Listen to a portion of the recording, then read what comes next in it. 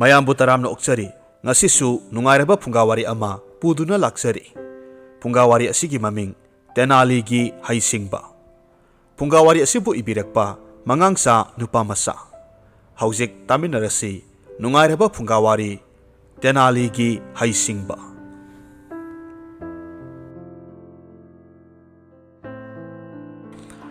Mamangai matamda leibak amata Tenali kauba miyoi ama leiramme. Mahaksi oida padaba launam kaya hairamme. Kaya gi matik oidaba ngangba haibagi haibabu mahakna oidaba ngangbata kanamatana thajadaba taude. Mingonda apangba siba haiba sinpham sinatana mahakidi atopa sinpham amata hairamde. Miyam tinba maphamda chatlaga miyamda oidaba kaya ngangduna irai laina sel amadi sana lupa loduna hinglamme. Nongmadi mahakna kaithelda thoktuna asumna koirau lauramme. Aigi inakta thamoi sengna laktuna aigi aronba mahi asibu khangninglabadi takpige tambige aigi inakta laksau. Taubatabu aihak tawna HEISINGBA amadi mathau tai. Aduna ahanbada HEISINGNABAGIDAMAG aigi tonganba polam kayana ya sinduna semba. Hai mahi asi thaklabadi nakhoina hanana singe haiduna leiramliba adudagi saruk sama hena singalakadawribani. Mahaki wahaisi tabada kana amata mahaki manakta sangsinduna hanglamde.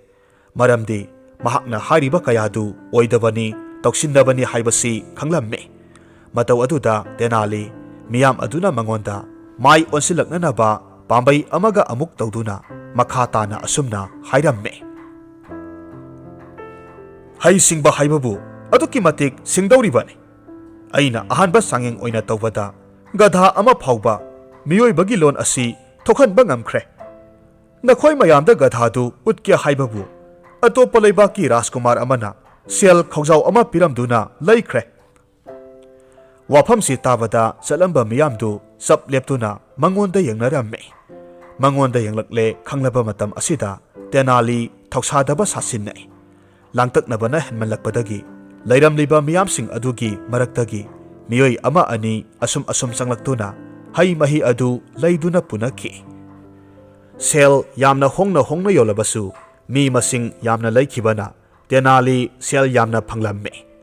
Ngasi nongmagi sel maduna yaregani khanglakpa matamda mahaki polamsing adu yomsinduna mayumda hannanaba hotnaramme. Ngasi nongmagi sel maduna yarani khanglakpa matamda mahaki polamsing adu yomsinduna mayumda hannanaba hotnaramme.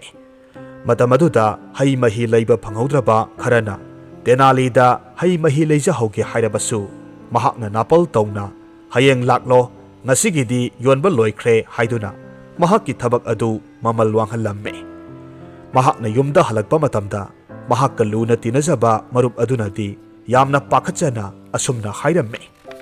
Itaw nahakki sinphamse yamna thuna hong asumna asum chatlabadi nahak nongmadi soidana awafamda tani. Tenalina hairamme. Itaw miyoiba aikhoidi athoi ahan tanagadabani. Masida loksing haibasisu yauribanine. Aduna aina loksing henba apangba kaya singsidagi aigi hingbagi sangdaba yadraba sel thum irai laina loksingna tanba haibasina aigi wakhalon oikhre. Aduna aingondadi aki tujungba karisu phawdeda. Adubu itaw ainadi itawgidamak khalaga itawna tawriba thabak asigidamakta nungaitaba adom phawi. Ye karisu khalunu itaw. Matam amadadi aisu soidana nungairakhin. Matam aduda itawbu aina nungaina thamdawribanida. Asumna Tenali mahakka luna tinajariba miyoi adubu mapukning phathaberamme. Mahakki marup adudi ayamba matamda Tenaligi khalaga wakhal waramme. Mataw asumna nongmadi Tenaligi hai mahigi wafam asina asum sandukhiduna leibak adugi ningthaugi manakong yaukhre. Ningthau adusu ahanbadadi thajaramde. Adubu leibak adugi miyoi pumbana hai mahidu leiduna sizinaramba amadi masana masabu singe haiduna khanjaramba pumnamak ururaga kayamuk yamna sumba wafamno khangningladuna Tenalina miyam tinba maphamda phamduna hai mahi yoliba mafam aduda ningthau masamak manai masal kayaga loinena laklamme. Madu ubada Tenaligi mataw adudi ꯀꯤꯃꯟꯕꯅ ꯀꯝꯂꯥꯛ ꯊꯛ ꯊꯛ ꯅꯤꯛꯂꯝꯃꯤ ꯑꯗꯨꯕꯨ ꯇꯦꯅꯥꯂꯤꯗꯤ ꯀꯔꯤꯁꯨ ꯅꯥꯁꯨꯡꯗꯦ ꯅꯤꯡꯊꯧꯕꯨ ꯎꯕ ꯃꯇꯝꯗ ꯃꯍꯥꯛ ꯃꯀꯣꯛ ꯂꯩꯃꯥꯏ ꯊꯦꯡꯅ ꯈꯨꯔꯨꯝꯖꯩ ꯃꯍꯥꯛꯀꯤ ꯊꯧꯒꯜꯂꯣꯟ ꯑꯗꯨꯗ ꯅꯤꯡꯊꯧ ꯑꯗꯨꯁꯨ ꯑꯄꯦꯟꯕ ꯄꯣꯛꯂꯝꯃꯤ ꯅꯤꯡꯊꯧꯅ ꯍꯥꯏꯔꯛꯈꯤ ꯍꯩ ꯅꯨꯄꯥ ꯅꯍꯥꯛꯀꯤ ꯍꯩ ꯃꯍꯤꯒꯤ ꯋꯥꯐꯝ ꯑꯁꯤꯅ ꯑꯩꯒꯤ ꯂꯩꯕꯥꯛꯁꯦ ꯊꯛ ꯊꯛ ꯅꯤꯛꯄ ꯃꯈꯩ ꯁꯣꯟꯅꯈ꯭ꯔꯦ ꯃꯐꯝ ꯈꯨꯗꯤꯡ ꯆꯠꯂꯨꯕ ꯃꯇꯝꯗ ꯅꯍꯥꯛꯀꯤ ꯍꯩ ꯃꯍꯤ ꯑꯁꯤꯒꯤ ꯋꯥꯔꯤꯇꯅꯤ ꯁꯥꯟꯅꯔꯝꯕꯤꯕꯁꯦ ꯍꯥꯏꯌꯨ ꯅꯍꯥꯛꯀꯤ ꯍꯩ ꯃꯍꯤ ꯑꯁꯤꯒꯤ ꯇꯣꯞ ꯇꯣꯞꯄꯁꯤ ꯀꯔꯤ ꯑꯣꯏꯒꯗꯧꯔꯤꯕꯅꯣ ꯇꯦꯅꯥꯂꯤ ꯃꯈꯨꯠ ꯂꯣꯟꯅꯗꯨꯅ ꯅꯣꯂꯨꯛꯅ ꯈꯨꯝꯃꯤ ꯏꯅꯤꯡꯊꯧ ꯑꯩꯍꯥꯛꯀꯤ ꯍꯩ ꯃꯍꯤ ꯑꯁꯤꯒꯤ ꯇꯣꯞ ꯇꯣꯞꯄꯁꯤ ꯑꯇꯩ ꯀꯔꯤꯁꯨ ꯅꯠꯇꯦ ꯍꯩ ꯃꯍꯤ ꯑꯁꯤꯕꯨ ꯁꯅꯥ ꯄꯨꯛꯅꯤꯡ ꯆꯪꯅ ꯊꯋꯥꯏꯅ ꯇꯥꯅ ꯌꯥꯋꯨꯝ 3-4ꯗꯪ ꯅꯨꯡꯇꯤꯒꯤ ꯊꯛꯆꯤꯟꯕꯤꯔꯕꯗꯤ ꯏꯅꯤꯡꯊꯧꯁꯨ ꯍꯥꯟꯅꯒꯤ ꯂꯧꯁꯤꯡ ꯂꯩꯔꯤꯕ ꯑꯗꯨꯗꯒꯤ ꯁꯔꯨꯛ 100 ꯍꯦꯟꯅ ꯐꯒꯠꯂꯛꯀꯗꯧꯔꯤꯕꯅꯤ ꯅꯨꯄꯥ ꯃꯗꯨꯕꯨ ꯑꯩꯅ ꯀꯔꯝꯅ ꯊꯥꯖꯗꯧꯔꯤꯕꯅꯣ ꯅꯔꯣꯜ ꯆꯨꯝꯃꯨ ꯏꯅꯤꯡꯊꯧ ꯍꯥꯏꯖꯒꯦ ꯌꯦꯡꯕꯤꯌꯨ ꯑꯩꯒꯤ ꯍꯤꯗꯥꯛ ꯑꯁꯤꯒꯤ ꯃꯇꯤꯛ ꯃꯌꯥꯏ ꯍꯥꯏꯕꯕꯨ ꯂꯩꯕꯥꯛ ꯄ꯭ꯔꯖꯥ ꯃꯤꯌꯥꯝꯅ ꯂꯩꯗꯨꯅ ꯁꯤꯖꯤꯟꯅꯔꯤꯕ ꯑꯁꯤꯅꯤ ꯃꯁꯤꯗꯒꯤ ꯍꯦꯟꯗꯣꯔꯛꯇꯅ ꯏꯅꯤꯡꯊꯧꯅ ꯈꯪꯕꯤꯔꯗꯨꯅ ꯑꯩꯍꯥꯛꯄꯨ ꯏꯅꯤꯡꯊꯧꯒꯤ ꯀꯣꯅꯨꯡꯗ ꯀꯧꯕꯤꯕꯒꯤ ꯃꯍꯨꯠꯇ ꯃꯐꯝ ꯑꯁꯤꯗ ꯍꯦꯛꯇꯃꯛ ꯂꯥꯛꯄꯤꯔꯤꯕ ꯑꯁꯤꯅꯁꯨ ꯇꯥꯛꯂꯦꯗꯣ ꯇꯦꯅꯥꯂꯤꯒꯤ ꯌꯥꯝꯅ ꯐꯖꯔꯕ ꯊꯧꯒꯜꯂꯣꯟ ꯕꯦꯚꯥꯔ ꯑꯃꯗꯤ ꯍꯩꯁꯤꯡꯕꯅ ꯅꯤꯡꯊꯧ ꯑꯗꯨꯒꯤ ꯄꯨꯛꯅꯤꯡ ꯁꯨꯝꯍꯠꯈ꯭ꯔꯦ ꯇꯁꯦꯡꯅꯃꯛ ꯅꯤꯡꯊꯧ ꯑꯗꯨꯁꯨ ꯇꯦꯅꯥꯂꯤꯒꯤ ꯋꯥꯐꯝꯗꯨ ꯊꯥꯖꯔꯛꯂꯦ ꯅꯤꯡꯊꯧ ꯑꯗꯨꯅ ꯃꯍꯥꯛꯄꯨ ꯊꯥꯖꯕ ꯍꯧꯔꯛꯂꯦ ꯈꯪꯂꯛꯄ ꯃꯇꯝꯗ ꯇꯦꯅꯥꯂꯤ ꯃꯍꯥꯛꯀꯤ ꯂꯤꯂꯥ ꯁꯥꯟꯅꯕ ꯍꯧꯔꯛꯂꯦ ꯏꯅꯤꯡꯊꯧ ꯍꯤꯗꯥꯛ ꯑꯁꯤꯒꯤ ꯃꯇꯤꯛ ꯃꯌꯥꯏ ꯍꯥꯏꯕꯕꯨ ꯒꯙꯥ ꯐꯥꯎꯕ ꯍꯩ ꯃꯍꯤꯁꯤ ꯄꯤꯊꯛꯂꯨꯕꯗ ꯃꯤꯔꯣꯟ ꯉꯥꯡꯕ ꯉꯝꯂꯛꯂꯤꯕꯅꯤ ꯂꯩꯕꯥꯛ ꯑꯃꯗꯒꯤ ꯂꯥꯛꯄ ꯔꯥꯖꯀꯨꯃꯥꯔ ꯑꯃꯅ ꯁꯅꯥ ꯈꯥꯎꯖꯧ ꯑꯃ ꯄꯤꯔꯝꯗꯨꯅ ꯄꯨꯈ꯭ꯔꯤꯕꯅꯤ ꯀꯔꯤꯒꯨꯝꯕ ꯃꯤꯑꯣꯏꯗꯣ ꯏꯅꯤꯡꯊꯧ ꯑꯣꯏꯔꯝꯂꯕꯗꯤ ꯑꯩꯅ ꯂꯦꯝꯅ ꯐꯥꯎꯕ ꯄꯤꯊꯣꯛꯂꯝꯕ ꯌꯥꯏ ꯍꯟꯗꯛꯇꯤ ꯃꯍꯥꯛꯀꯤ ꯋꯥꯐꯝ ꯑꯁꯤꯗ ꯃꯐꯝ ꯑꯗꯨꯗ ꯇꯤꯜꯂꯤꯕ ꯃꯅꯥꯏ ꯃꯁꯜꯗꯒꯤ ꯍꯧꯔꯒ ꯃꯤꯌꯥꯝ ꯄꯨꯝꯅꯃꯛ ꯑꯉꯛꯄ ꯐꯥꯎꯅꯔꯝꯃꯤ ꯑꯃꯔꯣꯝꯗ ꯇꯦꯅꯥꯂꯤꯒꯤ ꯃꯔꯨꯞ ꯑꯗꯨꯗꯤ ꯃꯀꯣꯛꯇ ꯃꯈꯨꯠ ꯍꯥꯞꯈ꯭ꯔꯦ ꯋꯥꯐꯝ ꯑꯗꯨꯗ ꯅꯤꯡꯊꯧꯅ ꯑꯃꯨꯛ ꯃꯈꯥ ꯇꯥꯔꯛꯂꯝꯃꯤ ꯐꯔꯦ ꯐꯔꯦ ꯅꯍꯥꯛꯅ ꯑꯗꯨꯝꯅ ꯍꯥꯏꯔꯕꯅꯤꯅ ꯅꯍꯥꯛꯀꯤ ꯍꯩ ꯃꯍꯤ ꯑꯁꯤꯒꯤ ꯃꯃꯜꯗꯣ ꯍꯥꯏꯔꯣ ꯑꯩ ꯒꯙꯥ ꯍꯥꯏꯕꯗꯨꯁꯨ ꯄꯤꯔꯒꯦ ꯅꯍꯥꯛꯅ ꯒꯙꯥ ꯑꯗꯣ ꯃꯤꯔꯣꯜ ꯊꯣꯛꯍꯜꯂꯛꯀꯗꯕꯅꯤ ꯍꯣꯏ ꯐꯒꯅꯤ ꯏꯅꯤꯡꯊꯧ ꯑꯗꯨꯕꯨ ꯏꯅꯤꯡꯊꯧ ꯑꯩꯍꯥꯛꯅ ꯏꯅꯤꯡꯊꯧꯗ ꯍꯪꯒꯠꯆꯅꯤꯡꯕꯗꯤ ꯍꯥꯏꯔꯤꯕ ꯒꯙꯥꯗꯨ ꯍꯥꯟꯅꯗꯒꯤꯁꯨ ꯈꯔ ꯍꯩꯁꯤꯡꯕ ꯑꯣꯏꯒꯗꯕꯅꯤ ꯑꯗꯨꯒ ꯍꯤꯗꯥꯛ ꯑꯁꯤ ꯍꯧꯖꯤꯛꯃꯛꯀꯤꯗꯤ ꯑꯁꯦꯝꯕ ꯂꯩꯇ꯭ꯔꯦ ꯃꯗꯨ ꯁꯦꯝꯅꯅꯕ ꯍꯣꯠꯅꯕꯗ ꯁꯦꯜꯁꯨ ꯌꯥꯝꯅ ꯆꯪꯒꯅꯤ ꯑꯗꯨꯕꯨ ꯑꯩꯒꯤ ꯏꯐꯝꯗ ꯂꯩꯖꯔꯤꯕ ꯁꯦꯜ ꯑꯁꯤꯅꯗꯤ ꯀꯣꯟꯅꯒꯅꯤ ꯊꯥꯖꯗ꯭ꯔꯦ ꯑꯔꯣꯏꯕꯗ ꯊꯕꯛ ꯑꯁꯤ ꯄꯥꯡꯊꯣꯛꯅꯕ ꯍꯣꯠꯅꯕꯗ ꯃꯇꯝꯁꯨ ꯌꯥꯝꯅ ꯆꯪꯒꯅꯤ ꯍꯥꯏꯕꯗꯤ ꯆꯍꯤ 10-20ꯃꯨꯛꯇꯤ ꯆꯪꯒꯅꯤ ꯍꯥꯏꯖꯔꯤꯕ ꯃꯗꯨ ꯏꯅꯤꯡꯊꯧꯅ ꯁꯤꯟꯕꯤꯕ ꯉꯝꯂꯕꯗꯤ ꯑꯩꯍꯥꯛ ꯏꯅꯤꯡꯊꯧꯒꯤꯗꯃꯛꯇ ꯉꯝꯅꯕ ꯍꯣꯠꯅꯖꯒꯦ ꯍꯟꯗꯛꯃꯨꯛꯇꯤ ꯇꯦꯅꯥꯂꯤꯒꯤ ꯃꯔꯨꯞ ꯑꯗꯨ ꯇꯦꯅꯥꯂꯤꯒꯤ ꯋꯥꯐꯝꯗꯨ ꯇꯥꯔꯨꯕꯗ ꯂꯋꯥꯏ ꯂꯨꯇꯣꯟ ꯁꯥꯠꯈ꯭ꯔꯦ ꯃꯍꯥꯛꯀꯤ ꯃꯔꯨꯞ ꯑꯁꯤꯅ ꯂꯩꯕꯥꯛ ꯅꯤꯡꯊꯧꯗ ꯑꯆꯧꯕ ꯑꯁꯣꯏꯕ ꯃꯔꯥꯜ ꯑꯃ ꯂꯪꯖꯔꯦ ꯈꯜꯂꯨꯕꯗ ꯃꯔꯨꯞ ꯑꯗꯨ ꯍꯟꯗꯛꯇꯤ ꯀꯟꯕ ꯉꯝꯂꯔꯣꯏ ꯎꯄꯥꯏ ꯂꯩꯔꯔꯣꯏ ꯍꯥꯏꯅ ꯈꯟꯈ꯭ꯔꯦ ꯑꯗꯨꯕꯨ ꯇꯦꯅꯥꯂꯤꯗꯤ ꯌꯥꯝꯅ ꯅꯨꯡꯉꯥꯏꯅ ꯊꯋꯥ ꯁꯥꯗꯅ ꯂꯩ ꯃꯇꯧ ꯑꯁꯨꯝꯅ ꯇꯦꯅꯥꯂꯤꯅ ꯍꯥꯏꯕꯒꯤ ꯃꯇꯨꯡ ꯏꯟꯅ ꯇꯦꯅꯥꯂꯤꯗ ꯅꯤꯡꯊꯧ ꯑꯗꯨꯅ ꯁꯅꯥ ꯈꯥꯎꯖꯥꯎ 9 ꯑꯃꯗꯤ ꯃꯁꯥ ꯃꯎ ꯐꯕ ꯃꯃꯤꯠ ꯃꯅꯥ ꯁꯤꯡꯕ ꯒꯙꯥ ꯑꯃꯒ ꯄꯤꯔꯦ ꯑꯗꯨꯒ ꯅꯤꯡꯊꯧꯅ ꯍꯥꯏꯔꯛꯈꯤ ꯅꯨꯄꯥ ꯃꯨꯟꯅ ꯇꯥꯎ ꯅꯍꯥꯛꯅ ꯀꯔꯤꯒꯨꯝꯕ ꯍꯥꯏꯔꯤꯕ ꯃꯇꯝ ꯑꯁꯤ ꯍꯦꯜꯂ ꯐꯥꯎꯕꯗ ꯒꯙꯥ ꯑꯁꯤ ꯃꯤꯔꯣꯜ ꯉꯥꯡꯕ ꯉꯝꯍꯟꯗ꯭ꯔꯕꯗꯤ ꯃꯗꯨꯒꯤ ꯆꯩꯔꯥꯛꯇꯤ ꯅꯁꯥꯅ ꯈꯟꯖꯧ ꯅꯤꯡꯊꯧ ꯑꯩꯒꯤ ꯆꯩꯔꯥꯛꯇꯤ ꯃꯔꯥꯜ ꯂꯩꯔꯕ ꯃꯤꯑꯣꯏꯗꯨ ꯃꯉꯛ ꯀꯛꯇꯨꯅ ꯍꯥꯠꯄ ꯑꯁꯤꯅꯤ ꯋꯥꯍꯩꯁꯤꯡ ꯑꯁꯤ ꯍꯥꯏꯔꯝꯗꯨꯅ ꯅꯤꯡꯊꯧ ꯑꯗꯨ ꯆꯠꯈ꯭ꯔꯦ ꯃꯐꯝ ꯑꯗꯨꯗ ꯇꯤꯜꯂꯝꯂꯤꯕ ꯃꯤꯑꯣꯏꯁꯤꯡ ꯑꯗꯨꯁꯨ ꯑꯉꯛꯄ ꯑꯃꯒ ꯂꯣꯏꯅꯅ ꯃꯨꯔꯨꯝ ꯃꯨꯔꯨꯝ ꯁꯣꯟꯅꯗꯨꯅ ꯍꯟꯅꯈꯤ ꯇꯦꯅꯥꯂꯤꯒꯤ ꯃꯇꯥꯎ ꯑꯗꯨꯗꯤ ꯃꯊ꯭ꯋꯥꯏ ꯋꯥꯅ ꯌꯥꯝꯅ ꯅꯨꯡꯉꯥꯏꯇꯅ ꯇꯦꯅꯥꯂꯤꯗ ꯑꯁꯨꯝꯅ ꯍꯪꯂꯛꯈꯤ ꯏꯇꯥꯎ ꯀꯔꯤꯅꯣ ꯅꯍꯥꯛꯅ ꯍꯥꯏꯔꯤꯕ ꯃꯌꯥꯝ ꯑꯗꯨꯕꯨ ꯍꯧꯖꯤꯛꯄꯨ ꯅꯪꯕꯨ ꯑꯣꯏꯕꯁꯨ ꯌꯥꯔꯔꯣꯏꯗꯕ ꯊꯕꯛ ꯑꯗꯨꯒꯤꯗꯃꯛꯇ ꯍꯔꯥꯎ ꯍꯔꯥꯎꯅ ꯅꯁꯥꯅ ꯅꯁꯥꯒꯤ ꯅꯃꯪ ꯊꯤꯖꯔꯤꯕ ꯀꯔꯤꯒꯤꯅꯣ ꯐꯤꯕꯝ ꯑꯁꯤꯗꯒꯤ ꯑꯩꯅ ꯏꯇꯥꯎꯕꯨ ꯀꯝꯗꯧꯅ ꯀꯟꯗꯧꯔꯤꯕꯅꯣ ꯈꯜꯂꯨꯕꯗ ꯑꯩ ꯄꯨꯛꯅꯤꯡꯁꯦ ꯂꯩꯇꯥꯕ ꯉꯝꯗ꯭ꯔꯦ ꯃꯇꯝ ꯑꯗꯨꯗ ꯇꯦꯅꯥꯂꯤ ꯍꯥꯟꯅꯒꯤ ꯊꯧꯁꯥꯗꯕ ꯃꯇꯧ ꯑꯗꯨꯗ ꯅꯤꯡꯉꯥꯏꯗꯅ ꯑꯃꯨꯛ ꯈꯨꯝꯂꯛꯂꯝꯃꯤ ꯏꯍꯦ ꯏꯇꯥꯎ Panganune. Se, sanagi khaujau khara se nang puraklo. Atai sina ai puraklage. Aduga lambida satna wari pumna makto ai hairage. Mataw asumna lambida lakna Tenali na hairame. Itaw, ining thauga aiga thanakiba matamse sahi kunni. Sahi tarakun haibasidi sangkhaba matamni. Hairiba matam asigi manungda gadha ningthau natragana aihak sikhinakhiba thokpa kanana haiba ngamdawribage. Haujik aikhoina purakliba gadha asinabu hena singlabani ningthau adubudi. Aduna karisu waruno. Adugisu mathakta sana khaujause nipani. Masina kaiduna savada sahi taradi lairadana sahi yankhai humpu phauba khongrai sanduna niktuna saraga hingba yadawribani.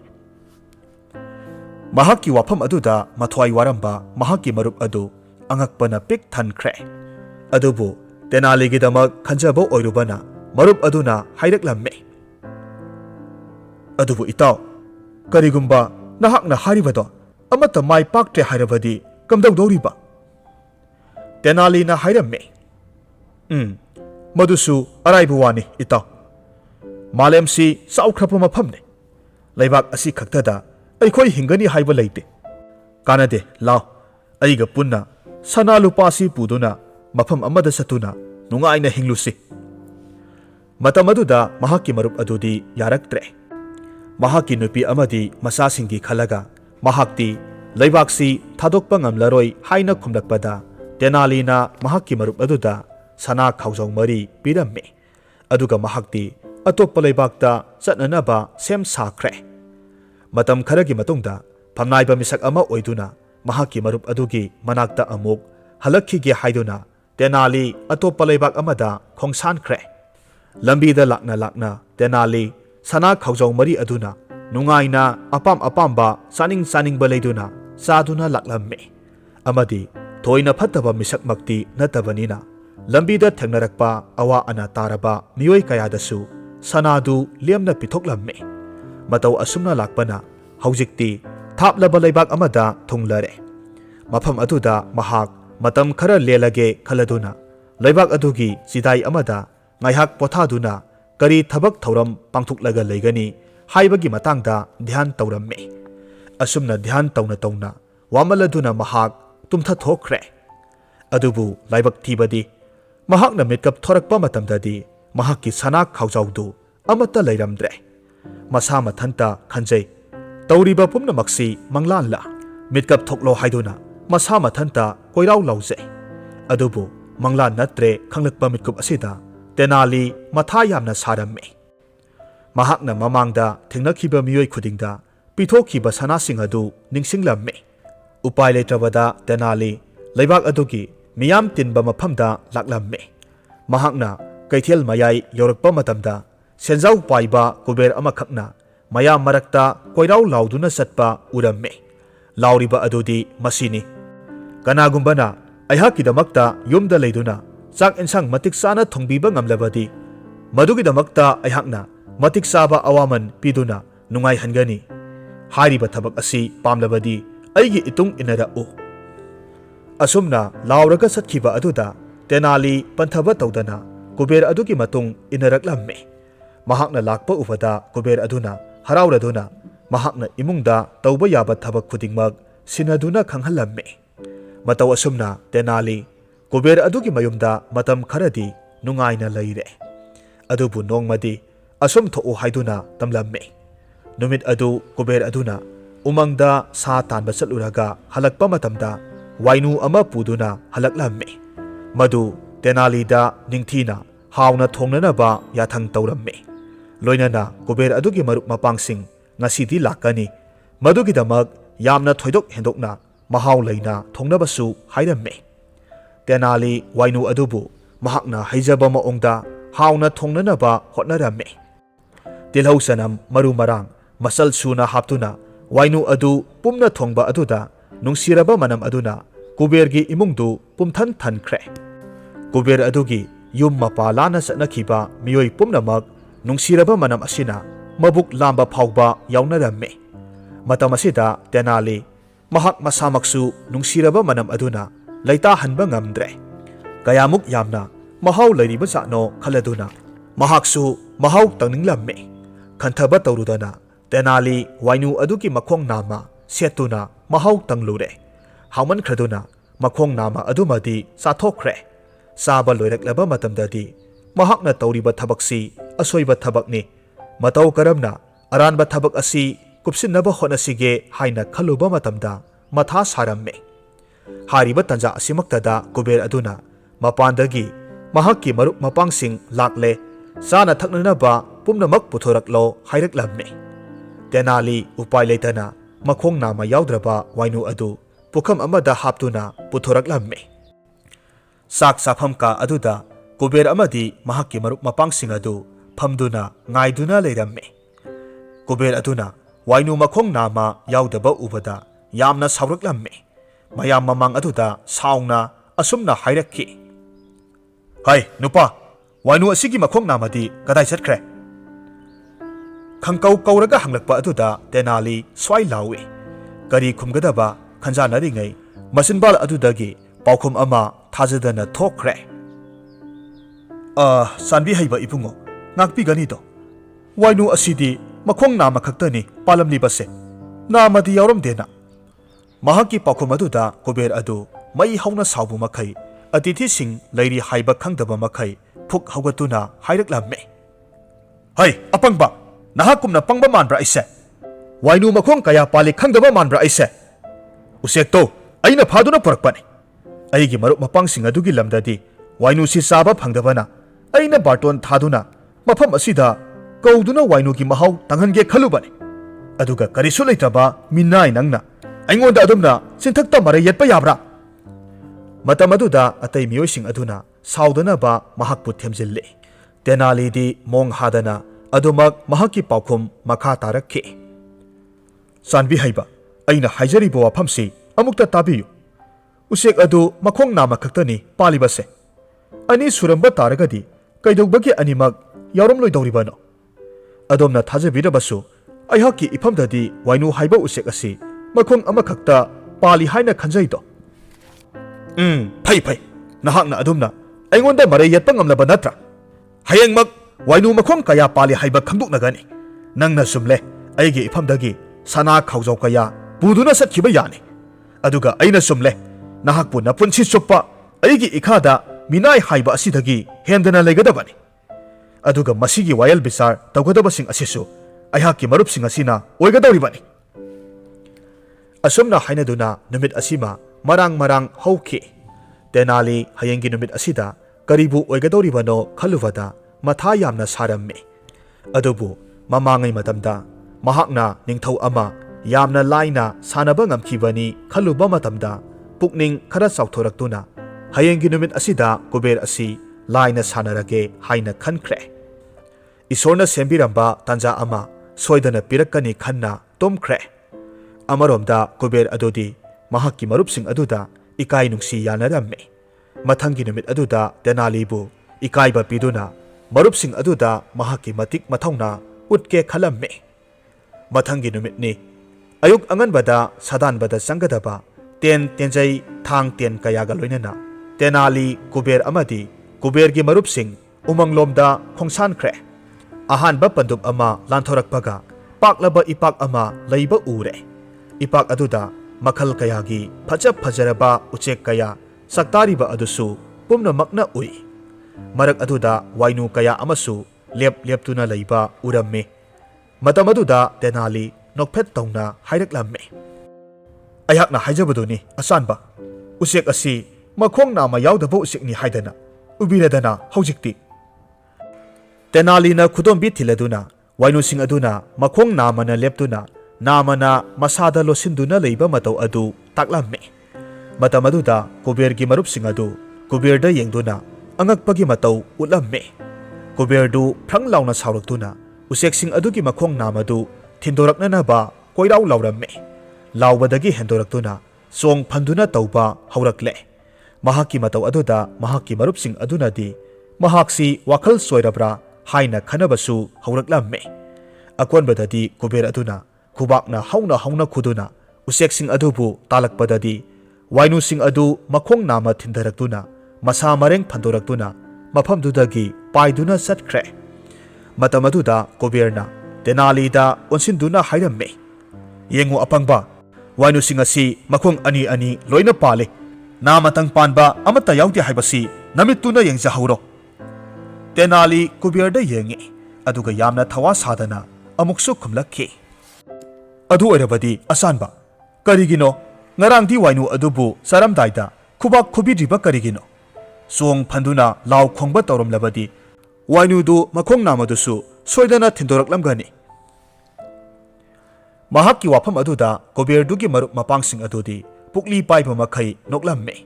Tenaligi salak aduda atai mayam adu pena noktuna haujiksu Kuber adubu aranba tabadawna uramme. Matam aduda saurabasu sauna ikai khangdagi kang kotpagi matagum Kuber aduna masidi ngangnaba ngamba mi natte wakal soiraba mini haiduna sana khaujau ama piduna Tenalibu mahakki mayomdagi tanthoraklamme. Tenali anisuba khudongthiba lanthoktuna sana khaujau adu sekshinna puduna atoppa laibak amada amuk khongsanba hauraklamme. Handakti wakhal loksing kharage hena lakpagum phaurakpadagi laibak mathang phaurakpada kaithialdagi chebang kaya amadi khorjai leiduna prakritigi phajababu saitharaduna laklamme. Matam asida Tenali awangba thaki kabi amagumna saireng isai kaya iba ngamle. Mahakki sana khaujau aduna laibak aduda yum saduna aiba kabi ama oina matam khara lairamme. Laibakna pharibasu mahakna lairiba laibak asigi ningthau adusu sahityagi lamda aduki matik khoidajaba miyoi ama oiramme. Aduna matam supada Tenalina ningthau adugi manakta satuna mahakki heisingbadu yamna uninglamme. Adubu madugi tanja adu karamba matamda phangani khanduna lairingai laibak adumakki maming satlaba rajguru amakhak mahakki yum lairiba adomda koithoraklamme. Mahakki maming Tathasari kauramme. Mahak lakle haiba hek khangbaga Tenali sienduna rajguru adubu unaramme.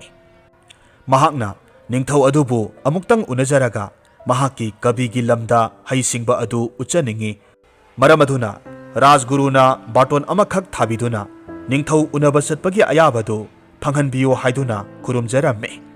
Matau aduda rajguru aduna Tenaligi heisingbadu hana yengkhige hairakpada Tenalina mahakki sairengdu rajguru aduda pathoktuna tahalle. Matam aduda rajguru adunasu Tenalisi heisingba misakni haibasi khangle. Adubu isam samba miyoi amabu baton thaduna konungda puba haibasi phajade khaladuna rajguru adunadi matang matam sabada hairakke hairamlaga satkhre.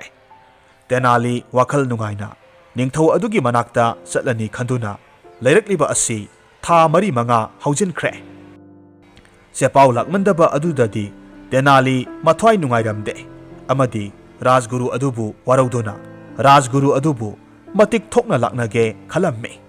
Loinana mahakna pamjariba konung kaba haibadu karurage khanna konungda sumtring laklamme.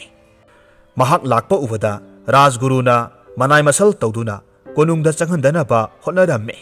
Adubu Tenalina namduna mahak aiba kabini ningthauda saireng kachage laksabani haibadagi raj darbar aduda changhanlaklamme.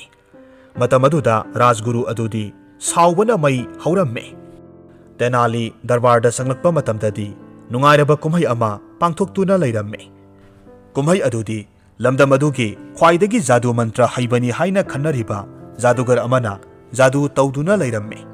Mahakki mitrang aduda mayamna khubak khuba lepnaramde. Mitrang loirakpa matamda jadugar aduna asumna lauthoklamme. Aihakki mitrang asidagi henba aihakki mitrang asibu maithiba piba ngamgadaba mi yaurabadi haujikmak aihakki imangda utuna maithiba pijau. Ayabadu ai isamakna pijari. Asi haiduna yamna napal tongna hairakpa asida mayamdu tumin lainai. Rajguru adudi Tenalidagi mityeng wangma lankhidre. Matam aduda Tenalina thauna phana songthoraktuna mahak mitrangdu tawrage hairamme. Miyamdu pungak ngaknei. Mahakki matau aduda ningthau aduna asumna hairakhi. Nupa nahakti kadaidagino aigi leibakki miyoi sumande नौना खुंदारक्पा मियोई ओइगदौरिब्रा तेनालीना खुम्मे असुंबमकनी इनिंगथौ अयहाकी कोलोय मिंगलेन तेनाली कौजैदो अयहाकी मित्रंग असि पांथोक चननबगी अयाबदु पिबियुदो निंगथौना हायरम्मे हा पांथोकलो नाहाकी मित्रंगदो सना पुकनिंग अमत सोयदना नाहाकी मित्रंग अदु येंगलगे है अदुबु नुपा करिगुम्बा नाहाकी मित्रंग असिना अयहाकी जादुगर असिबु माइथीबो हेक पीबा ngamlabadi नाहाकपु लेबाक असिगी ख्वाइदगी हाइसिंगबनी हाइदुना अइगी दरबार असिगी यामना मरु ओइबा मंत्री अमा ओइना थमगे अदुगा करिगुम्बा माइथीबा तारबदी नपुंसि चुप्पा कैसुम संगदा थमगनी को अहोय फगनी इनिंगथौ अयहाकी मित्रंग हाइबबु अयहाकनदी मित्रंग अदु मिट उसिंदुना तौजगे अदुगा इनिंगथौगी जादुगर असिनदी मिट पांथुकलगा तौबदा करिसु अकाइबा लेजदेदो महाकी वाफम अदुदा जादुगर अदु अंगकपा अमदी करेमनबगुम फावरम्मे मयामदु महै महै कुमहै अदुगी टॉप टॉपा महाव अमा फंगलकपा अदुदा तुमिन तुमिन लेनरम्मे मतम अदुदा तेनालीना लैंगोय खावजौ अमा पुरक हंदुना लैंगोय अदु महाकी ममित्ता ममित उसिलबा मतुंगदा साइसिलम्मे मदुगी मतुंगदा जादुगर अदुबुना ममित पांथुकलगा मित्रंग तौबा यागनी हाइकिबनीना ममित्तु पांथुकतुना मित्रंगदु हौरो हाइरुबदा जादुगरदु ममित ममाई ngang ngaihak wa masit amata ngangdana tuminna leiramlaba matungda khu khudak kunduna tenali da makok nolaga mahak maithire haina yazarame mitkup asida ningthau asinasu tenali gi pairakki loksing hai singlaba adubu thagatladuna sana lupa kaya katlamme aduga mantri gi pham amasu haptuna konung aduda thamlamme matam aduda tenali na mahakpu konung asida lakpa matamda ayet papirakhiba rajguru adugi maral adusu ningthauda tamduna khanghallamme maduda ningthongna rajguru adubu matik chaba dandi piduna waraklamme maduna su pendraduna tenalina tathasaribu amukta oirabasu ikaiba pige khaladuna ngairakpa asida nongmadi tanja amakhak isorna pibire nongma tenalina koithorakpa matamda athapa turel amada rajguru adu irujaduna lairamme mitkup adu mangallaroi khaladuna tenalina rajguru adugi torbanda lairiba furit adu lona lauthokduna losilamme aduga rajguru aduda turel adudi gumbhirtana pek thanba mafamni thawai mangba tare thuna kakhatpira u haiduna yamna pakhatna koirau lauramme matam aduda rajguru du pakhatladuna torban tamna senkhallaklamme mahakna senkhalakpa matam adudadi tenalina namthak tawre haibasi mahakna khanglakhi adubu tenalina losinduna thamliba furit adu pamlabadi mahakna haiba wafam ama yagadabani hairamme rajguru adunadi mathong oktraba thabak asi ningthauda tamduna wakatkani haiduna tenalida kihalle asumna kihalabasu ningthongna hena salibadi tenalini haibadu khangbana tenalina yamna usitana karemnaramme karemnaba khaknatana karigumba furit adu pamlabadi aihakpu konung tamna poduna satkadabani hairamme rajguru adu mai hauba makhai saukhre adubu tenaligi haisingbadu khangbana rajguru atopa wakhal khaluba tawdana upai leitana tenalibu mananganda pokhatuna konung tamna lakpa haure mahaki mafi marol maong tadaba amadi leibak miyamna izat tawnariba rajguru asina tenalibu poduna lakpa ubada miyam sing adudi angakpa phaunaramme matam aduda rajguru du ikaibana loikre mahakna tenaligi mamangagi wafamdu thausarudabagi laman khumlaklibani haibasi masana khanjaramme adubu laibak thibadi konung yoromdai aduda wangkhraba konung adudagi thongnau adudagi ningthongna lambida lakliba rajguru amadi tenalibu uramme ningthongna su ukre haiba khanglabada rajguru adudi hena ikaiba phawramme adubu pairakki loksing lairaba tenalinadi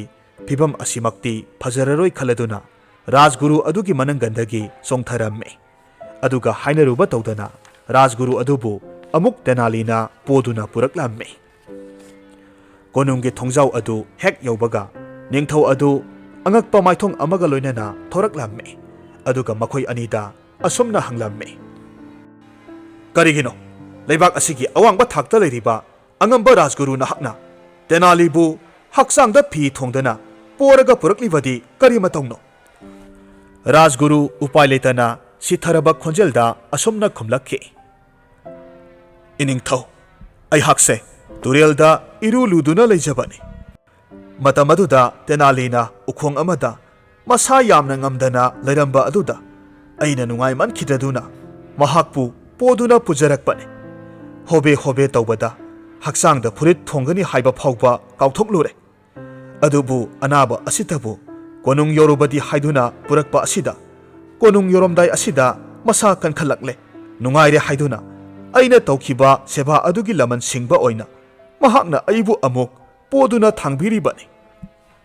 Rajguru gi wafam asida ningthau asina su khangle madudi Tenalina Rajguru asibu matik thokpa laknari bani haibasi adubu ningthina Tenalibu kauchinduna matung amuk hanna asigumba thabaksi pangthok tanana ba themlamme tanja sare khaladuna Tenalina mahakki tamlaba leibak aduda lehoriba mahakki marup adugi manakta salunaba ayaba hangjaramme ayaba phanglabada Tenali Sanalu Patana Laitinglaba, Pizol Chet Chaduna, Sagol Samu Amadi, Lami Kayaga Luinana, Mahaki Lebak Aduda, Halaklamme, Mahak Lakpa Uvada, Mahaki Marup Adudi, Nakpana Loi Kre.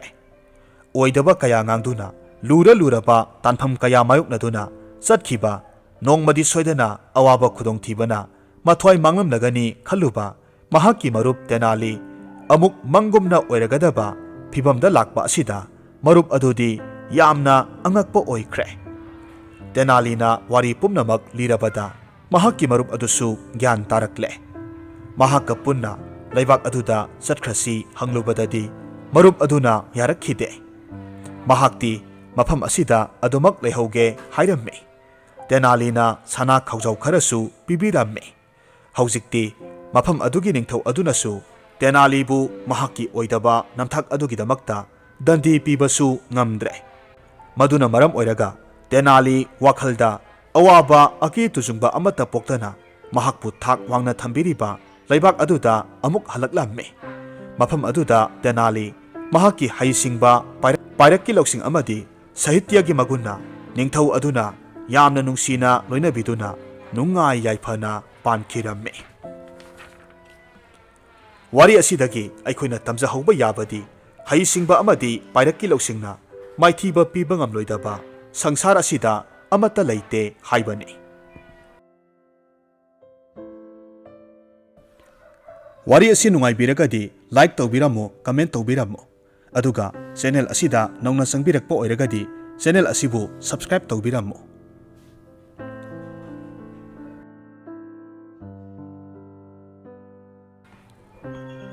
Hauzik amuk taminarasi Bidyasagar Oinam na ibirakpa wari Mitrang na kupluraba.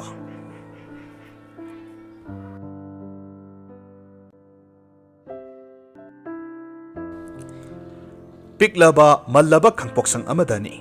Yumthak aduda kupliba ising adu kuiraba mantharaklaba oibana masi masida ahoba mayam ama urammi. Atiya thaktagi phutharakpa thabalgi mangalna ahoba I aduda phaudarakduna mallaba khangpoksang adugi manungda ahingi matamda Tawan misakna tagup nganbagum uhalli. Khangpoksang adugi manungda ahal oirabi hanubi amana yamna kanna lok khuduna leiramme. Magi manaktana leisabi mapung pharabi hanubi adugi masanupi langlena mamagi seba tawbiramme. Hanubi aduna sor thabet honduna hairamme. Imagi langlen chatlo nangsu potha jaruro. Nohongan badagina numit taba pauba nang namigi pirol tuduna wana sel tale ahingi matam asida potha hudrabadi nasado yamna sokchilagani chatlo ngaihak potha jaruro langlena tapna khomme ima ai karisuwadi imana adomna wana tumtha hiptha bangamdana lok khuduna leiraga aina karamna nungaina potha gadoribano Ai imagi seba tawjarake. Ima ngaihaktang pothaba yabra yengbiyo. Aduga ima hayengdagidi ai hidak semba maibagi manakta chatuna imagi hidak khara lauroke. Masanupigi wadu tavada mama hanubiduna khara ngakna khomme. Imagi Langlen, nangdi kadaidagi selna hidak lairugadoribano. Langlen mathwai wana khomme. Ima, aisu haujikki oinadi khutta sel amata leitre. Adubu upai ama natraga upai ama yengduna hayengi numitta imagi hidakto leidaba yadabani. Ibema tokloda hidak lairuranu. Madu lainenaba hotnafada isana hena wagadabado ima yengba ngamloine. Pikliba nanaw anisibusu nangna yengsinaba hotnaba aduga imungi may muttanabasu amuk hotnaba. Madugi mathakta aigi hidak langthakisu isana wabado ima yengba ngamdene hei. Karamba numit thadabu aina haugat kangkhatpa ngamlakkadoribano. Isagi mateng karamba matamda pangba ngamdoribano khangdre. Handak mapok asimagidi ima ngamgadaba mandre. Asi haiduna hanubidu kaplammi. Masanupina mahakpu themjinbirammi. Asumna numitto haukre. Mathangi ayuk anganbada Langlen mama amadi manaw anina haugalaktringay laibak adugi ningthaugi sana konung lairiba mafamdu tamna laklammi. Makhoigi laibaksi ningthau pande Maharani na panba laibak amani. Konung taba lambida satna mahakna mapukningda wakhal maon khanjarammi. Mana satliba thabak asibu aremba tagadoribra karigumba Maharani na thaujanbirabadi onthokna nungaijakranida haina khanduna asum laklammi. Asum lakpana konungi thongjau yaure. Magi masak matau phajaba sung phiral chaba matau aduda thongakpa lanmi aniduna wadi ngangnadana Langlenda kirup yengduna lay. Langlena tapna hairammi. Athauba aibu konung asida amukta sanghanbiyuba. Lanmi amana khomme. Ibema nahakpu kanano aduga nangna konung asigi manungda sangba pamlibana karigi. Athauba aihakse konung asida laikol senaramba laikhidraba tomalgi masanupini. Maharanida karigumba wafam amatang haijage haiduna laksabani. Athauba anina sanbirabadi aibu konung asida amukta sanghanbiyu. Phare adudi nang ngaihaktang mafam asida lairam khoko. Aihak Maharani dagi ayaba hana lauruge. Asi haiduna lanmi aduna Maharani dagi ayaba lauraba matungda mahakpu konungda sanghallammi. Mahakna Maharani bu uba matamda yamna nolukna khurumjarammi. Aduga hairammi. Maharani ibema nanay aihakna ikokno na khurumjari. Yare kari hainingbage nangna aigi inakta lakbabu. Maharani ibema nanay aihak phirol tuba sembagi thabak tawjai. Aduna Maharani na sanbirabadi aihakpu thabak amatangdi pinabiyudo. Aigi apokpi imado yamna kanna naduna lehauri. Aduna selgi mathau yamna tare. Ngasi maksu imagi hidak lainanaba sel lehaudri. Matamasida Maharani aduna khara saungna Langlenda mahaki apokpa mapa aduna konung asigi laikol senaringai matamda magi nupi nabagi layengnabani haiduna sel mayam ama pukhibani. Madugi sel phauba nakhoina singlaktri. Aduga sel phangnaba thabak piyu amuk haiba lakliba. Asumna haiduna seiraklammi. Masiga loinana Langlenbu konung adudagi tanthoraklammi. Ningba kairabi Langlen upai leitana mamitagi mapi leptana sinthaduna mayumda amuk halaklammi. Mahakna halakpa matamda mama amadi manaw anisu haugatlamle. Mama hanubi aduna mangonda kadaida satluribano haina hanglammi. Mahaksu konungda satlubani haina asengba asumbadu khummi. Masanupina thawai nungaitabadu uraga mamana masanupi adubu themjinbirammi. Matamasida pikliba manaw nupana Langlenda ise aisak yamna lamle hairaklammi. Langlen chakhumda sangduna chak thongge tawrubada seng marang kaina leiramdabadagi ꯑꯔꯩꯕ ꯈꯔ ꯑꯗꯨꯅ ꯃꯅꯥꯎ ꯑꯅꯤ ꯑꯃꯗꯤ ꯑꯁꯣꯟꯕꯤ ꯃꯃꯥꯕꯨ ꯄꯤꯖꯗꯨꯅ ꯃꯍꯥꯛꯅ ꯏꯁꯤꯡ ꯈꯔ ꯊꯛꯇꯨꯅ ꯂꯦꯜꯂꯝꯃꯤ꯫ ꯃꯇꯧ ꯑꯁꯨꯝ ꯇꯧꯅ ꯅꯨꯃꯤꯠ ꯑꯗꯨ ꯍꯧꯈ꯭ꯔꯦ꯫ ꯃꯊꯪꯒꯤ ꯅꯨꯃꯤꯠꯇꯗꯤ ꯂꯥꯏꯕꯛ ꯐꯕꯅ ꯃꯍꯥꯛꯅ ꯐꯤꯔꯣꯜ ꯈꯔ ꯇꯨꯅꯕ ꯐꯪꯂꯝꯃꯤ꯫ ꯃꯔꯝ ꯑꯗꯨꯅ ꯃꯍꯥꯛ ꯁꯦꯜ ꯈꯔ ꯐꯪꯅꯅꯕ ꯍꯥꯏꯗꯨꯅ ꯊꯪꯅꯕꯒꯤ ꯅꯨꯃꯤꯠ ꯍꯨꯝꯅꯤ ꯃꯔꯤꯅꯤꯗꯤ ꯇꯨꯝꯕ ꯆꯥꯕ ꯈꯪꯗꯅ ꯃꯤꯒꯤ ꯐꯤꯔꯣꯜꯁꯤꯡꯗꯨ ꯇꯨꯔꯝꯃꯤ꯫ ꯂꯥꯡꯂꯦꯟꯅ ꯇꯨꯕ ꯁꯥꯕ ꯐꯤꯔꯣꯜꯁꯤꯡ ꯑꯁꯤ ꯑꯁꯨꯛꯀꯤ ꯃꯇꯤꯛ ꯌꯥꯝꯅ ꯐꯖꯕ ꯑꯣꯏꯕꯅ ꯂꯩꯕꯥꯛ ꯑꯗꯨꯒꯤ ꯃꯤꯌꯥꯝꯅ ꯇꯞꯅ ꯇꯞꯅ ꯃꯍꯥꯛꯄꯨ ꯃꯁꯛ ꯈꯪꯅꯕ ꯍꯧꯔꯛꯂꯝꯃꯤ꯫ ꯃꯔꯝ ꯑꯁꯤꯅ ꯂꯩꯕꯥꯛ ꯑꯗꯨꯒꯤ ꯂꯥꯏꯔꯕꯗꯒꯤ ꯍꯧꯔꯒ ꯏꯅꯥꯛ ꯀꯩꯔꯥꯛ ꯈꯨꯟꯕ ꯃꯤꯑꯣꯏ ꯄꯨꯝꯅꯃꯛꯅ ꯃꯥꯒꯤ ꯃꯅꯥꯛꯇ ꯐꯤꯔꯣꯜ ꯇꯨꯕ ꯂꯥꯛꯅꯔꯝꯃꯤ꯫ ꯑꯁꯨꯝꯅ ꯇꯧꯔꯛꯄ ꯑꯁꯤꯗꯒꯤ ꯂꯥꯡꯂꯦꯟꯅ ꯑꯁꯣꯟꯕꯤ ꯃꯃꯥ ꯑꯃꯗꯤ ꯃꯅꯥꯎ ꯑꯅꯤꯕꯨ ꯃꯕꯨꯛ ꯊꯟꯅ ꯄꯤꯖꯕ ꯉꯝꯕꯇ ꯅꯠꯇꯅ ꯃꯃꯥꯒꯤ ꯍꯤꯗꯥꯛꯁꯨ ꯆꯥꯡ ꯅꯥꯏꯅ ꯂꯩꯕꯤꯗꯨꯅ ꯂꯥꯌꯦꯡꯕ ꯉꯝꯖꯔꯦ꯫ ꯃꯇꯝ ꯈꯔ ꯍꯧꯈ꯭ꯔꯦ꯫ ꯏꯈꯪ ꯈꯪꯍꯧꯗꯅ ꯂꯩꯕꯥꯛ ꯑꯗꯨꯒꯤ ꯃꯤꯌꯥꯝꯅ ꯁꯅꯥ ꯀꯣꯅꯨꯡꯗ ꯃꯍꯥꯔꯥꯅꯤꯒꯤ ꯐꯤꯔꯣꯜ ꯁꯦꯝꯕ ꯁꯥꯕꯒꯤ ꯊꯕꯛ ꯇꯧꯅꯅꯕ ꯍꯥꯏꯗꯨꯅ ꯍꯩꯊꯣꯏ ꯁꯤꯡꯊꯣꯏꯔꯕ ꯃꯤꯑꯣꯏ ꯀꯌꯥ ꯈꯟꯒꯠꯇꯨꯅ ꯀꯣꯅꯨꯡꯗ ꯆꯍꯤ ꯈꯨꯗꯤꯡꯒꯤ ꯀꯧꯈꯠꯂꯝꯃꯤ꯫ ꯑꯗꯨꯕꯨ ꯑꯣꯜꯂꯛꯄ ꯆꯍꯤꯗ ꯀꯣꯅꯨꯡꯗ ꯐꯤꯔꯣꯜ ꯇꯨꯕꯒꯤ ꯊꯕꯛ ꯇꯧꯗꯨꯅ ꯂꯩꯈꯤꯕ ꯃꯤꯑꯣꯏꯁꯤꯡ ꯑꯗꯨ ꯃꯐꯝ ꯈꯪꯗꯅ ꯃꯥꯡꯈ꯭ꯔꯦ ꯍꯥꯏꯕꯒꯤ ꯄꯥꯎ ꯂꯩꯕꯥꯛ ꯃꯤꯌꯥꯝꯅ ꯇꯥꯕ ꯍꯧꯔꯛꯂꯝꯃꯤ꯫ ꯑꯗꯨꯝ ꯑꯣꯏꯅꯃꯛ ꯀꯣꯅꯨꯡꯗ ꯃꯍꯥꯔꯥꯅꯤ ꯑꯃꯗꯤ ꯑꯉꯝ ꯑꯊꯧꯁꯤꯡꯒꯤ ꯐꯤ ꯇꯨꯅꯅꯕ ꯃꯤꯗꯤ ꯋꯥꯠꯄ ꯌꯥꯗꯕꯅ ꯍꯩꯊꯣꯏ ꯁꯤꯡꯊꯣꯏꯔꯕ ꯃꯤ ꯑꯃꯃꯨꯛ ꯀꯣꯅꯨꯡꯗ ꯀꯧꯈꯠꯂꯝꯃꯤ꯫ ꯑꯗꯨꯕꯨ ꯃꯊꯪꯒꯤ ꯆꯍꯤ ꯑꯣꯜꯂꯛꯄꯗ ꯃꯤꯑꯣꯏ ꯑꯗꯨ ꯍꯦꯛꯇꯃꯛ ꯃꯐꯝ ꯈꯪꯗꯅ ꯃꯥꯡꯈꯤ꯫ ꯑꯣꯏꯔꯛꯂꯤꯕ ꯃꯇꯧ ꯑꯁꯤꯗ ꯂꯩꯕꯥꯛ ꯑꯗꯨꯒꯤ ꯃꯈꯨꯠ ꯃꯁꯥ ꯍꯩꯕ ꯃꯤꯑꯣꯏꯁꯤꯡꯗꯤ ꯃꯈꯣꯏꯕꯨ ꯀꯣꯅꯨꯡꯗ ꯀꯧꯈꯠꯂꯛꯀꯅꯤ ꯍꯥꯏꯗꯨꯅ ꯃꯊꯃꯣꯏꯗ ꯑꯀꯤꯕ ꯐꯥꯎꯅꯔꯝꯃꯤ꯫ ꯂꯩꯕꯥꯛ ꯑꯗꯨꯒꯤ ꯃꯤꯄꯨꯝ ꯈꯨꯗꯤꯡꯃꯛꯅ ꯁꯅꯥ ꯀꯣꯅꯨꯡ ꯑꯁꯤꯗ ꯀꯔꯤꯒꯨꯝꯕ ꯍꯥꯏꯗꯣꯛꯇꯕ ꯊꯧꯗꯣꯛ ꯈꯔꯗꯤ ꯂꯩꯔꯦ ꯍꯥꯏꯕꯁꯤ ꯈꯪꯂꯝꯃꯤ꯫ ꯑꯗꯨꯕꯨ ꯂꯩꯕꯥꯛ ꯃꯤꯌꯥꯝ ꯑꯗꯨꯅ ꯁꯥꯊꯤꯔꯕ ꯃꯤꯅꯨꯡꯁꯤ ꯂꯩꯇ꯭ꯔꯕꯤ ꯃꯍꯥꯔꯥꯅꯤ ꯑꯗꯨꯒꯤ ꯃꯐꯝꯗ ꯀꯅꯥ ꯑꯃꯠꯇꯅ ꯋꯥ ꯉꯥꯡꯕ ꯉꯝꯗꯕꯅ ꯃꯈꯣꯏꯁꯨ ꯈꯪꯅ ꯈꯪꯅ ꯑꯗꯨꯃꯛ ꯈꯪꯁꯤꯟꯅꯗꯕ ꯁꯥꯗꯨꯅ ꯇꯨꯃꯤꯟ ꯂꯩꯔꯝꯃꯤ꯫ ꯅꯣꯡꯃꯒꯤ ꯅꯨꯃꯤꯠꯅꯤ꯫ ꯂꯥꯡꯂꯦꯟ ꯃꯤꯒꯤ ꯐꯤ ꯇꯨꯗꯨꯅ ꯂꯩꯔꯝꯃꯤ꯫ ꯃꯇꯝ ꯑꯁꯤꯗ ꯃꯃꯥ ꯍꯅꯨꯕꯤ ꯑꯗꯨ ꯂꯣꯛ ꯌꯥꯝꯅ ꯀꯟꯅ ꯀꯟꯅ ꯈꯨꯕ ꯍꯧꯔꯛꯂꯝꯃꯤ꯫ ꯃꯁꯤꯗꯒꯤ ꯃꯍꯥꯛ ꯇꯧꯔꯝꯕ ꯃꯊꯧ ꯂꯦꯞꯇꯨꯅ ꯏꯁꯤꯡ ꯑꯁꯥꯕ ꯈꯔꯗ ꯍꯤꯗꯥꯛ ꯈꯔ ꯍꯥꯞꯇꯨꯅ ꯃꯃꯥꯗ ꯄꯤꯔꯝꯃꯤ꯫ ꯑꯗꯨꯒ ꯍꯥꯏꯔꯛꯈꯤ, "ꯏꯃꯥ, ꯍꯤꯗꯥꯛꯁꯦ ꯑꯃꯨꯛꯇ ꯊꯛꯆꯤꯜꯂꯨ." "ꯏꯕꯦꯝꯃ, ꯍꯤꯗꯥꯛ ꯑꯗꯨꯁꯨ ꯂꯣꯏꯒꯗꯧꯔꯝꯂꯅꯤ꯫ ꯏꯃꯥ, ꯍꯤꯗꯥꯛꯁꯦ ꯊꯛꯄ ꯇꯣꯛꯂꯒꯦꯗ." "ꯑꯦ ꯏꯃꯥ, ꯀꯔꯤꯒꯤꯅꯣ? ꯍꯤꯗꯥꯛꯁꯤ ꯁꯤꯖꯤꯟꯅꯕꯗꯒꯤ ꯏꯃꯥꯒꯤ ꯍꯛꯆꯥꯡꯁꯨ ꯈꯔ ꯈꯔ ꯐꯒꯠꯂꯛꯂꯤꯕꯁꯤꯗꯤ. ꯁꯦ, ꯑꯃꯨꯛꯇ ꯊꯛꯆꯤꯜꯂꯣ."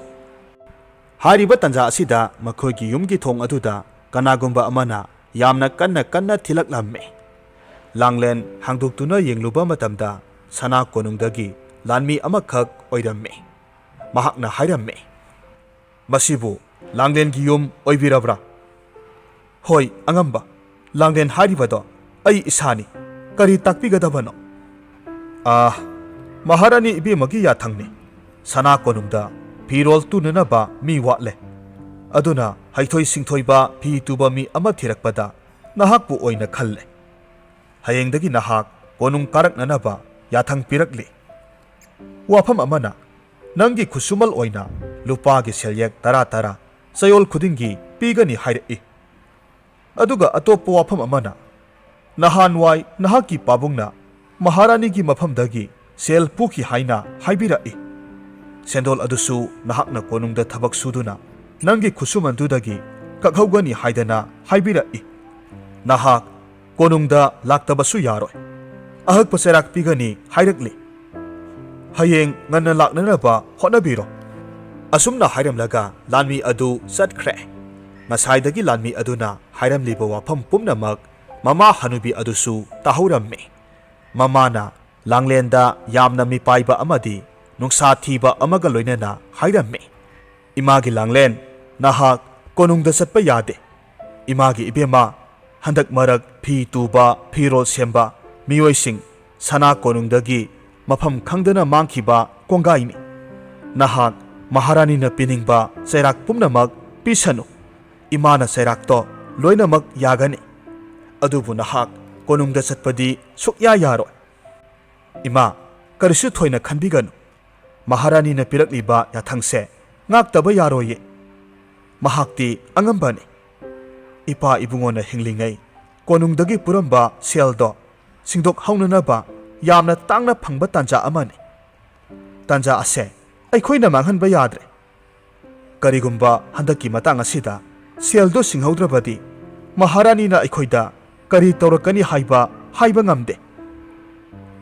Ima ai konungda satke yamna sekshinna laige ai karisu tauroye. Asum tauna mathangi numita sana konungda langlen laklamme. Konung yorabada mafam aduda lairamba angam athau amadi Maharani na mahakpu taramna okpibagi mahut thawa isa sadabagum mahak lakli haiba phauba udabagum tauramme. Makhoigi matau asida nauna konungda laklibi langlendi pungak ngaklamme. Matam asida Maharani gi manai nupi amana hairakki. Langlen nahak yoraklabra lao nangi lepham ka to ai takpirage. Asi haiduna langlen bu konunggi khwaidagi maton ithang thangba ka aduda puduna lakle. Ka adugi manungda phirol tunana ba pochai kaya marum lairamme. Maduga loinana mahakki mamangda hana phirol turamba mioisingna turamba fajaraba Maharani gi phizol mayam amasu ningthina yanduna lairamme. Langlen ngasidagi nahak mafam asida lairagadabani. Aduga ahanbagi oina nahakna Maharani gi thamoina penanaba mahakna pamjagadaba yamna fajaraba phizol ama tugadabani. Aduga phizoldo numit 15 gi manungda tuba loigadabani. Sanagi lang pambra lupagi pambra apamba hayu.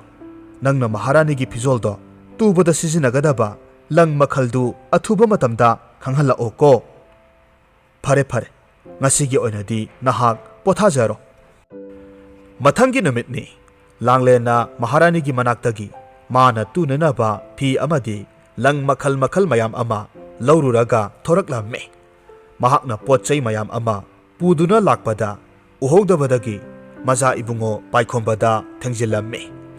Adumna tauba aduda langlenna purakhiba pochai singadu haidoktuna laimaida taramme.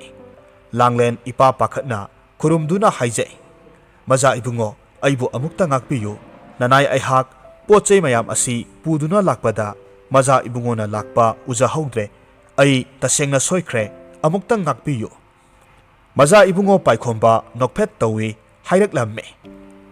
Soiribadi nangnatte aini.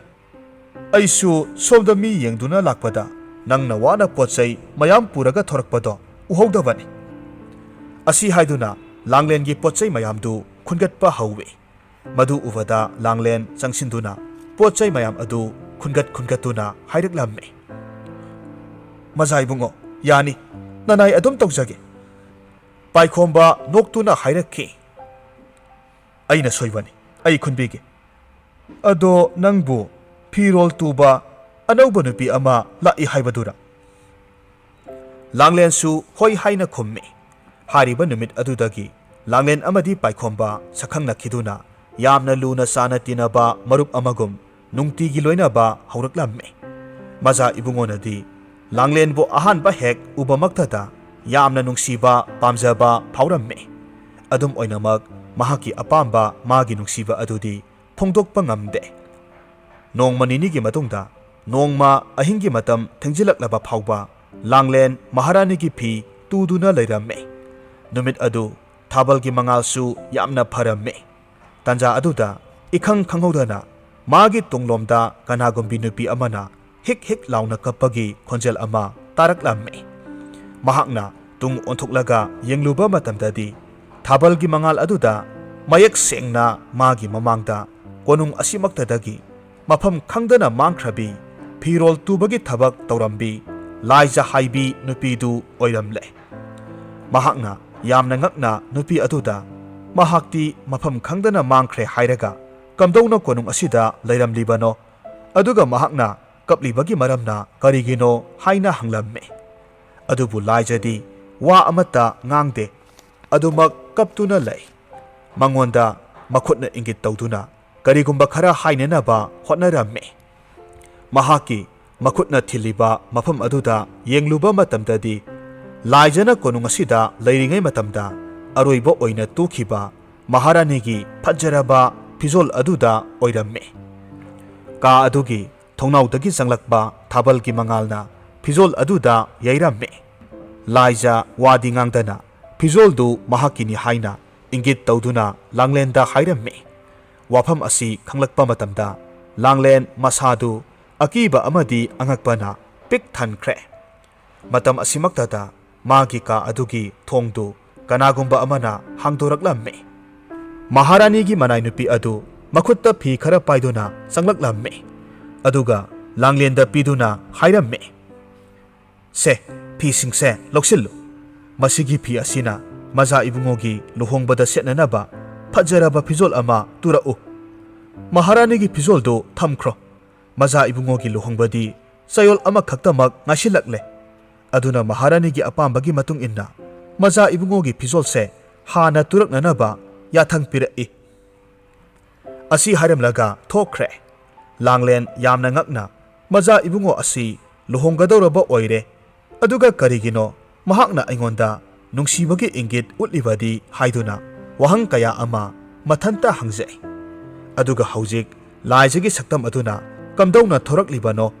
ꯃꯐꯝ ꯑꯁꯤꯗ ꯀꯥ ꯑꯁꯤꯃꯛꯇꯗ ꯀꯔꯤꯒꯨꯝꯕ ꯑꯔꯣꯟꯕ ꯋꯥꯔꯤ ꯈꯔꯗꯤ ꯂꯩꯔꯦ ꯍꯥꯏꯅ ꯈꯟꯖꯔꯝꯃꯤ꯫ ꯃꯇꯝ ꯑꯁꯤꯃꯛꯇꯗ ꯊꯥꯕꯜꯒꯤ ꯃꯉꯥꯜ ꯑꯗꯨꯅ ꯊꯣꯡꯅꯥꯎꯗꯒꯤ ꯆꯪꯂꯛꯂꯒ ꯀꯥ ꯑꯗꯨꯗ ꯌꯥꯜꯂꯤꯕ ꯐꯖꯔꯕ ꯐꯤꯖꯣꯜ ꯃꯌꯥꯝ ꯑꯗꯨꯗ ꯌꯩꯔꯝꯃꯤ꯫ ꯑꯗꯨꯝꯅ ꯌꯩꯔꯛꯄ ꯑꯗꯨꯗ ꯂꯩꯃꯥꯏꯗ ꯇꯥꯔꯤꯕ ꯏꯆꯝ ꯆꯝꯕ ꯐꯤꯖꯣꯜꯁꯤꯡ ꯑꯗꯨꯒꯤ ꯃꯃꯤ ꯑꯗꯨ ꯇꯥꯏꯕꯪ ꯃꯤꯑꯣꯏꯕꯒꯤ ꯁꯑꯣꯡ ꯁꯕꯥꯟ ꯑꯃꯗ ꯑꯣꯟꯊꯣꯔꯛꯂꯝꯃꯤ꯫ ꯃꯇꯧ ꯑꯁꯤꯗ ꯃꯍꯥꯛꯅ ꯍꯌꯦꯡꯒꯤ ꯅꯨꯃꯤꯠꯇ ꯀꯣꯅꯨꯡ ꯑꯁꯤꯗ ꯊꯣꯛꯈꯤꯕ ꯊꯧꯗꯣꯛ ꯄꯨꯝꯅꯃꯛ ꯑꯁꯤꯒꯤ ꯑꯁꯦꯡꯕ ꯑꯃꯗꯤ ꯈꯪꯂꯒꯦ ꯍꯥꯏꯅ ꯅꯤꯡꯂꯝꯃꯤ꯫ ꯃꯊꯪꯒꯤ ꯅꯨꯃꯤꯠ ꯑꯣꯏꯔꯛꯂꯕꯗ ꯍꯥꯟꯅꯒꯤ ꯃꯇꯧꯒꯨꯝ ꯀꯣꯅꯨꯡꯒꯤ ꯂꯩꯀꯣꯜꯗ ꯐꯝꯗꯨꯅ ꯃꯖꯥ ꯏꯕꯨꯡꯉꯣ ꯄꯥꯏꯈꯣꯝꯕꯒ ꯃꯍꯥꯛꯀ ꯋꯥꯔꯤ ꯁꯥꯟꯅꯔꯝꯃꯤ꯫ ꯂꯥꯡꯂꯦꯟꯅ ꯍꯥꯏꯔꯝꯃꯤ, "ꯃꯖꯥ ꯏꯕꯨꯡꯉꯣ, ꯁꯅꯥ ꯀꯣꯅꯨꯡ ꯑꯁꯤꯗ ꯑꯔꯣꯟꯕ ꯋꯥꯔꯤ ꯀꯌꯥ ꯑꯃ ꯂꯩ ꯍꯥꯏꯕ ꯑꯩ ꯉꯁꯤꯇ ꯈꯪꯏ꯫ ꯃꯖꯥ ꯏꯕꯨꯡꯉꯣꯅ ꯑꯩꯕꯨ ꯑꯁꯦꯡꯕ ꯃꯔꯨꯞ ꯑꯃꯅꯤ ꯍꯥꯏꯅ ꯏꯇꯠ ꯇꯠꯇꯅ ꯍꯥꯏꯕꯤ꯫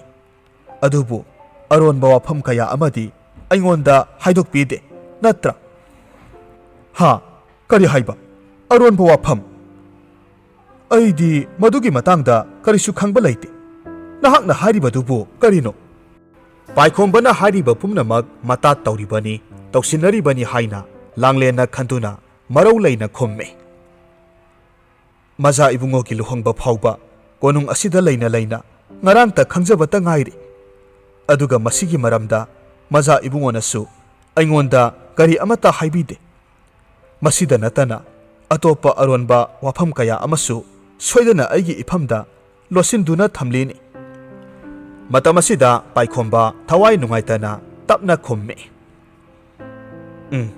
"ꯋꯥꯐꯝ ꯑꯗꯨꯕꯨꯗꯤ ꯑꯆꯨꯝꯕꯅꯤ꯫ ꯑꯩ ꯂꯨꯍꯣꯡꯂꯅꯤ, ꯑꯗꯨꯕꯨ ꯑꯩꯒꯤ ꯑꯅꯤꯡꯕ ꯑꯄꯥꯝꯕꯒꯤ ꯃꯥꯌꯣꯛꯇꯅꯤ꯫ ꯏꯃꯥ ꯃꯍꯥꯔꯥꯅꯤꯅ ꯂꯨꯍꯣꯡꯕ ꯑꯁꯤ ꯁꯤꯜꯂꯤꯕꯅꯤ꯫ ꯑꯗꯨꯒ ꯅꯥꯀꯟ ꯑꯃꯔꯣꯝꯗ ꯑꯩꯒꯤ ꯇꯥꯂꯣꯏ ꯑꯣꯏꯅꯅꯕ ꯍꯥꯏꯅꯔꯤꯕ ꯅꯨꯄꯤ ꯑꯗꯨꯁꯨ ꯃꯁꯥꯅ ꯂꯨꯍꯣꯡꯕ ꯑꯁꯤ ꯌꯥꯕ ꯅꯠꯇꯦ꯫ ꯑꯗꯨꯒ ꯂꯥꯡꯂꯦꯟ, ꯑꯩꯅ ꯅꯍꯥꯛꯄꯨꯗꯤ ꯑꯍꯥꯟꯕ ꯎꯕꯃꯛꯇꯗ ꯌꯥꯝꯅ ꯅꯨꯡꯁꯤꯕ ꯐꯥꯎꯈꯤꯕꯅꯤ꯫ ꯑꯗꯨꯕꯨ ꯃꯗꯨꯃꯛ ꯐꯣꯡꯗꯣꯛꯄ ꯉꯝꯗꯅ ꯉꯁꯤ ꯐꯥꯎꯕ ꯂꯩꯔꯛꯈꯤꯕꯅꯤ꯫ ꯋꯥꯐꯝ ꯈꯔꯁꯤ ꯅꯠꯇꯅ ꯅꯉꯣꯟꯗ ꯍꯥꯏꯗꯣꯛꯇꯕ ꯑꯇꯣꯞꯄ ꯑꯔꯣꯟꯕ ꯋꯥꯐꯝꯗꯤ ꯑꯃꯠꯇ ꯂꯩꯇꯦ"꯫ ꯍꯧꯖꯤꯛꯇꯤ ꯂꯥꯡꯂꯦꯟ ꯄꯥꯏꯈꯣꯝꯕꯒꯤ ꯑꯁꯦꯡꯕ ꯑꯆꯨꯝꯕ ꯄꯨꯝꯅꯃꯛ ꯈꯪꯂꯕꯗ ꯃꯍꯥꯛꯅ ꯉꯔꯥꯡ ꯂꯥꯏꯖꯒꯤ ꯊꯋꯥꯏꯅ ꯃꯥꯒꯤ ꯃꯤꯠꯃꯥꯡꯗ ꯊꯣꯔꯛꯈꯤꯕꯒꯤ ꯋꯥꯔꯤ ꯄꯨꯝꯅꯃꯛ ꯇꯝꯂꯝꯃꯤ꯫ ꯑꯗꯨꯒ ꯀꯣꯅꯨꯡ ꯑꯁꯤꯗ ꯃꯃꯥꯡ ꯃꯇꯝꯗ ꯐꯤ ꯇꯨꯕꯒꯤ ꯁꯤꯟꯐꯝ ꯄꯥꯏꯔꯝꯕ ꯃꯤꯑꯣꯏꯁꯤꯡꯅ ꯃꯐꯝ ꯈꯪꯗꯅ ꯃꯥꯡꯈꯤꯕꯒꯤ ꯃꯔꯝꯗ ꯄꯥꯏꯈꯣꯝꯕꯗ ꯍꯪꯂꯝꯃꯤ꯫ ꯑꯗꯨꯕꯨ ꯍꯤꯔꯝ ꯑꯁꯤꯒꯤ ꯃꯇꯥꯡꯗ ꯃꯍꯥꯛꯁꯨ ꯑꯁꯦꯡꯕ ꯑꯆꯨꯝꯕ ꯑꯃꯠꯇ ꯈꯪꯂꯝꯗꯦ꯫ ꯃꯔꯝ ꯑꯗꯨꯅ ꯃꯍꯥꯛꯅ ꯀꯔꯤꯒꯨꯝꯕ ꯂꯪꯂꯥ ꯂꯪꯖꯤꯟ ꯈꯔ ꯐꯪꯅꯕꯒꯤꯗꯃꯛ ꯀꯣꯅꯨꯡꯒꯤ ꯄꯨꯋꯥꯔꯤ ꯃꯌꯥꯝꯕꯨ ꯂꯥꯏꯔꯤꯛ ꯑꯣꯏꯅ ꯏꯁꯤꯟꯗꯨꯅ ꯊꯝꯂꯤꯕ ꯃꯐꯝ ꯑꯗꯨꯗ ꯂꯥꯡꯂꯦꯟꯕꯨ ꯄꯨꯁꯤꯟꯗꯨꯅ ꯂꯣꯟꯅ ꯆꯪꯂꯛꯈꯤ꯫ ꯃꯇꯧ ꯑꯁꯤꯗ ꯂꯥꯡꯂꯦꯟꯅ ꯀꯔꯤꯒꯤꯗꯃꯛ ꯃꯍꯥꯛꯄꯨ ꯃꯐꯝ ꯑꯁꯤꯗ ꯄꯨꯔꯛꯂꯤꯕꯅꯣ ꯍꯥꯏꯅ ꯃꯖꯥ ꯏꯕꯨꯡꯉꯣꯗ ꯍꯪꯂꯝꯃꯤ꯫ ꯄꯥꯏꯈꯣꯝꯕꯅ ꯃꯐꯝ ꯑꯁꯤꯗꯤ ꯊꯥꯏꯅ ꯂꯥꯏ ꯍꯥꯛꯇꯛꯇꯒꯤ ꯍꯧꯅ ꯅꯤꯡꯊꯧꯒꯤ ꯁꯥꯒꯩꯒꯤ ꯑꯣꯏꯅ ꯄꯨꯋꯥꯔꯤ ꯀꯌꯥ ꯏꯁꯤꯟꯗꯨꯅ ꯊꯝꯂꯤꯕ ꯃꯐꯝ ꯑꯃꯅꯤ꯫ ꯑꯗꯨꯅ ꯀꯣꯅꯨꯡꯗꯒꯤ ꯐꯤ ꯇꯨꯕ ꯃꯤꯑꯣꯏꯁꯤꯡꯅ ꯃꯊꯪ ꯃꯊꯪ ꯃꯥꯡꯈꯤꯕꯒꯤ ꯋꯥꯔꯤ ꯄꯨꯝꯅꯃꯛꯁꯨ ꯃꯐꯝ ꯑꯁꯤꯗ ꯁꯣꯏꯗꯅ ꯏꯁꯤꯟꯗꯨꯅ ꯂꯩꯔꯝꯒꯅꯤ ꯍꯥꯏꯅ ꯍꯥꯏꯔꯝꯃꯤ꯫ ꯃꯈꯣꯏ ꯑꯅꯤ ꯆꯪꯗꯨꯅ ꯊꯥꯏꯅꯒꯤ ꯂꯥꯏꯔꯤꯛ ꯈꯔ ꯐꯥꯛꯇꯣꯛꯇꯨꯅ ꯀꯔꯤꯒꯨꯝꯕ ꯂꯪꯂꯥ ꯂꯪꯖꯤꯟ ꯈꯔ ꯐꯪꯅꯅꯕ ꯍꯥꯏꯗꯨꯅ ꯊꯤꯔꯝꯃꯤ꯫ ꯉꯥꯏꯍꯥꯛ ꯊꯤꯔꯕ ꯃꯇꯨꯡꯗ ꯃꯈꯣꯏ ꯑꯅꯤꯅ ꯈꯨꯠꯅ ꯏꯕ ꯂꯥꯏꯔꯤꯛ ꯑꯃ ꯐꯪꯂꯝꯃꯤ꯫ ꯂꯥꯏꯔꯤꯛ ꯑꯁꯤꯗ ꯊꯥꯏꯅ ꯃꯇꯝ ꯑꯃꯗ ꯄꯥꯏꯈꯣꯝꯕꯒꯤ ꯃꯄꯥꯅ ꯍꯤꯡꯗꯨꯅ ꯅꯤꯡꯊꯧ ꯑꯣꯏꯅ ꯄꯥꯜꯂꯤꯉꯩ ꯃꯈꯣꯏꯒꯤ ꯂꯩꯕꯥꯛ ꯑꯁꯤꯗ ꯆꯥꯛꯇꯥꯡꯕꯒꯤ ꯊꯧꯗꯣꯛ ꯑꯃ ꯊꯣꯛꯂꯝꯃꯤ꯫ ꯂꯩꯕꯥꯛ ꯄ꯭ꯔꯖꯥ ꯃꯤꯌꯥꯝ ꯄꯨꯝꯅꯃꯛ ꯆꯥꯗ ꯊꯛꯇꯕꯅ ꯃꯤꯁꯤ ꯃꯤꯅꯥ ꯇꯣꯏꯅ ꯊꯣꯛꯂꯝꯃꯤ꯫ ꯎꯄꯥꯏ ꯂꯩꯇ꯭ꯔꯕꯗ ꯅꯤꯡꯊꯧꯅ ꯃꯍꯥꯛꯀꯤ ꯂꯩꯕꯥꯛ ꯄ꯭ꯔꯖꯥ ꯃꯤꯌꯥꯝ ꯑꯁꯤꯕꯨ ꯀꯟꯅꯅꯕ ꯍꯣꯠꯅꯕꯗ ꯌꯥꯝꯅ ꯐꯠꯇꯕ ꯑꯃꯥꯏꯕꯤ ꯑꯃꯒ ꯊꯦꯡꯅꯗꯨꯅ ꯑꯃꯥꯏꯕꯤ ꯑꯗꯨꯅ ꯋꯥꯅꯔꯤꯕ ꯂꯩꯕꯥꯛ ꯃꯤꯌꯥꯝ ꯑꯁꯤꯒꯤ ꯈꯨꯗꯣꯡꯆꯥꯕ ꯂꯧꯗꯨꯅ ꯅꯤꯡꯊꯧꯗ ꯋꯥꯐꯝ ꯑꯃꯈꯛ ꯍꯥꯏꯔꯛꯈꯤ, ꯃꯗꯨꯗꯤ ꯆꯍꯤ 15ꯒꯤ ꯃꯇꯨꯡꯗ ꯂꯩꯕꯥꯛ ꯑꯁꯤꯃꯛꯇꯗ ꯂꯩꯕ ꯈꯨꯠ ꯁꯥ ꯍꯩꯕ, ꯐꯤꯔꯣꯜ ꯇꯨꯕ ꯌꯥꯝꯅ ꯍꯩꯕ ꯃꯤꯑꯣꯏ ꯑꯃꯃꯝ ꯆꯍꯤ ꯈꯨꯗꯤꯡꯒꯤ ꯑꯣꯏꯅ ꯃꯉꯣꯟꯗ ꯃꯊ꯭ꯋꯥꯏ ꯀꯠꯀꯗꯕꯅꯤ꯫ ꯃꯈꯣꯏꯅ ꯇꯨꯔꯤꯕ ꯑꯔꯣꯏꯕ ꯐꯤꯖꯣꯜ ꯑꯗꯨꯗ ꯃꯈꯣꯏꯒꯤ ꯃꯊ꯭ꯋꯥꯏ ꯆꯪꯁꯤꯟꯗꯨꯅ ꯃꯈꯣꯏꯅ ꯇꯨꯔꯤꯕ ꯐꯤꯖꯣꯜ ꯑꯗꯨꯅ ꯃꯄꯨꯡ ꯐꯥꯅ ꯍꯦꯛ ꯇꯨꯕ ꯂꯣꯏꯕꯒ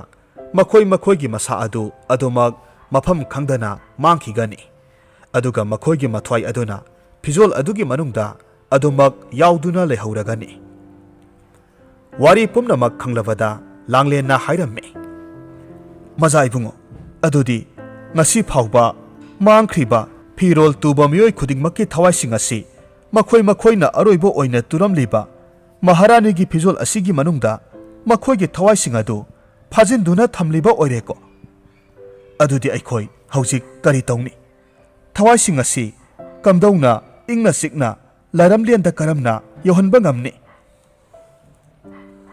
ꯄꯥꯏꯈꯣꯝꯕꯅ ꯍꯥꯏꯔꯝꯃꯤ, ꯃꯗꯨꯃꯗꯤ ꯑꯩꯁꯨ ꯈꯪꯗꯦ꯫ ꯑꯗꯨꯒ ꯂꯥꯏꯔꯤꯛ ꯑꯁꯤꯗꯁꯨ ꯀꯝꯗꯧꯅ ꯊꯋꯥꯏꯁꯤꯡ ꯑꯁꯤꯕꯨ ꯃꯅꯤꯡ ꯇꯝꯍꯟꯈꯤꯒꯅꯤ ꯍꯥꯏꯕ ꯃꯗꯨꯃꯗꯤ ꯌꯥꯎꯗꯦ꯫ ꯂꯥꯡꯂꯦꯟ, ꯑꯇꯩ ꯂꯥꯏꯔꯤ ꯅꯪꯁꯨ ꯏꯃꯥ ꯃꯍꯥꯔꯥꯅꯤꯒꯤ ꯐꯤꯖꯣꯜꯗꯣ ꯇꯨꯕ ꯍꯧꯔꯕꯅꯤ꯫ ꯃꯗꯨꯅ ꯇꯥꯛꯄꯗꯤ ꯅꯪꯒꯤ ꯊꯋꯥꯏꯁꯨ ꯍꯧꯖꯤꯛ ꯐꯤꯖꯣꯜ ꯑꯗꯨꯗ ꯆꯪꯁꯤꯟꯕ ꯍꯧꯔꯦ ꯍꯥꯏꯕꯅꯤ꯫ ꯅꯍꯥꯛ ꯏꯃꯥꯒꯤ ꯐꯤꯖꯣꯜꯗꯣ ꯇꯨꯕ ꯂꯦꯞꯄꯣ꯫ ꯃꯗꯨꯗ ꯊꯣꯔꯛꯄ ꯊꯧꯗꯣꯛ ꯄꯨꯝꯅꯃꯛ ꯑꯩꯅ ꯃꯥꯌꯣꯛ ꯌꯥꯒꯅꯤ꯫ ꯑꯁꯨꯝꯅ ꯋꯥꯔꯤ ꯁꯥꯅꯔꯒ ꯀꯥ ꯑꯗꯨꯗꯒꯤ ꯊꯣꯔꯛꯄ ꯃꯇꯝꯗ ꯂꯥꯡꯂꯦꯟꯒꯤ ꯃꯈꯣꯡꯅ ꯇꯥꯟ ꯍꯦꯛ ꯆꯥꯔꯨꯗꯨꯅ ꯃꯐꯝ ꯑꯃꯗ ꯅꯦꯠꯂꯨꯔꯦ꯫ ꯑꯗꯨꯝꯅ ꯍꯦꯛ ꯇꯧꯕꯒꯗꯤ ꯂꯩꯃꯥꯏ ꯑꯗꯨꯗ ꯑꯔꯣꯟꯕ ꯑꯄꯤꯛꯄ ꯀꯥꯈꯟ ꯃꯆꯥ ꯑꯃ ꯂꯩꯔꯝꯕ ꯃꯈꯣꯏꯅ ꯎꯔꯝꯃꯤ꯫ ꯀꯥꯈꯟ ꯃꯆꯥ ꯑꯗꯨꯗ ꯂꯥꯏꯔꯤꯛ ꯑꯃꯟꯕ ꯑꯃꯁꯨ ꯂꯩꯔꯝꯃꯤ꯫ ꯈꯨꯗꯛ ꯑꯗꯨꯗ ꯃꯈꯣꯏ ꯑꯅꯤ ꯆꯪꯁꯤꯟꯗꯨꯅ ꯌꯦꯡꯂꯨꯕ ꯃꯇꯝꯗꯗꯤ ꯉꯁꯥꯏꯗꯒꯤ ꯃꯈꯣꯏꯅ ꯊꯤꯕꯗ ꯐꯪꯂꯛꯇ꯭ꯔꯕ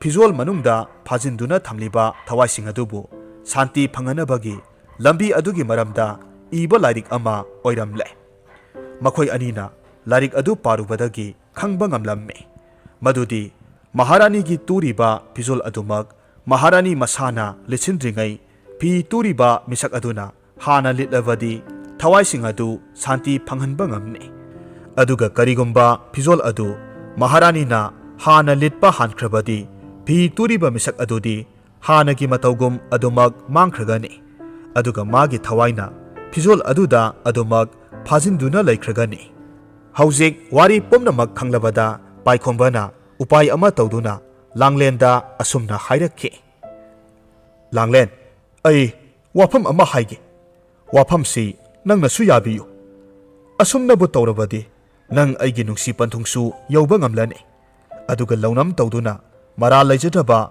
ꯊꯋꯥꯏ ꯀꯌꯥꯕꯨ ꯐꯥꯖꯤꯟꯗꯨꯅ ꯊꯝꯂꯤꯕꯁꯦ ꯑꯩꯈꯣꯏ ꯑꯅꯤꯅ ꯀꯟꯕ ꯉꯝꯅꯤ꯫ ꯂꯥꯡꯂꯦꯟꯁꯨ ꯍꯣꯏ ꯍꯥꯏꯗꯨꯅ ꯌꯥꯔꯝꯃꯤ꯫ ꯃꯁꯤꯗꯒꯤ ꯄꯥꯏꯈꯣꯝꯕꯅ ꯃꯈꯥ ꯇꯥꯅ ꯑꯃꯨꯛ ꯍꯥꯏꯔꯛꯂꯝꯃꯤ, ꯐꯔꯦ, ꯑꯗꯨꯗꯤ ꯑꯩꯒꯤ ꯂꯨꯍꯣꯡꯕ ꯅꯨꯃꯤꯠꯇ ꯑꯩꯒ ꯄꯨꯟꯅ ꯏꯃꯥ ꯃꯍꯥꯔꯥꯅꯤ ꯑꯃꯗꯤ ꯂꯩꯕꯥꯛ ꯃꯤꯌꯥꯝꯒꯤ ꯃꯃꯥꯡꯗ ꯊꯣꯛꯃꯤꯟꯅꯔꯁꯤ꯫ ꯅꯪꯅ ꯏꯃꯥ ꯃꯍꯥꯔꯥꯅꯤꯒꯤꯗꯃꯛ ꯇꯨꯔꯤꯕ ꯐꯤꯖꯣꯜꯗꯣ ꯁꯦꯠꯇꯨꯅ ꯊꯣꯔꯛꯀꯗꯕꯅꯤ꯫ ꯑꯗꯨꯒ ꯑꯩꯁꯨ ꯅꯪꯅ ꯇꯨꯕ ꯑꯩꯒꯤ ꯂꯨꯍꯣꯡꯕꯒꯤ ꯐꯤꯖꯣꯜꯗꯣ ꯁꯦꯠꯇꯨꯅ ꯊꯣꯔꯛꯀꯦ꯫ ꯑꯗꯨꯝꯅ ꯇꯧꯔꯕꯗꯤ ꯊꯋꯥꯏꯁꯤꯡ ꯑꯁꯤꯕꯨ ꯑꯩꯈꯣꯏꯅ ꯁꯣꯏꯗꯅ ꯀꯟꯕ ꯉꯝꯅꯤ꯫ ꯃꯔꯛ ꯑꯁꯤꯗ ꯏꯃꯥ ꯃꯍꯥꯔꯥꯅꯤꯅ ꯃꯍꯥꯛꯀꯤ ꯐꯤꯖꯣꯜꯗꯨꯒꯤ ꯃꯇꯥꯡꯗ ꯍꯪꯂꯛꯂꯕꯁꯨ ꯅꯍꯥꯛꯅ ꯂꯣꯏꯒꯗꯕ ꯈꯔ ꯋꯥꯠꯂꯤ ꯍꯥꯏꯗꯨꯅ ꯑꯗꯨꯃꯛ ꯈꯨꯝꯃꯨ꯫ ꯋꯥꯐꯝ ꯑꯁꯤ ꯂꯥꯡꯂꯦꯟꯅꯁꯨ ꯌꯥꯔꯝꯃꯤ꯫ ꯑꯗꯨꯕꯨ ꯄꯥꯏꯈꯣꯝꯕꯒ ꯂꯨꯍꯣꯡꯅꯅꯕ ꯍꯥꯏꯅ ꯁꯤꯡꯅꯔꯤꯕ kaina oigadoribi mahakna amuk kamdauba haina hairakki masidagi paikhomba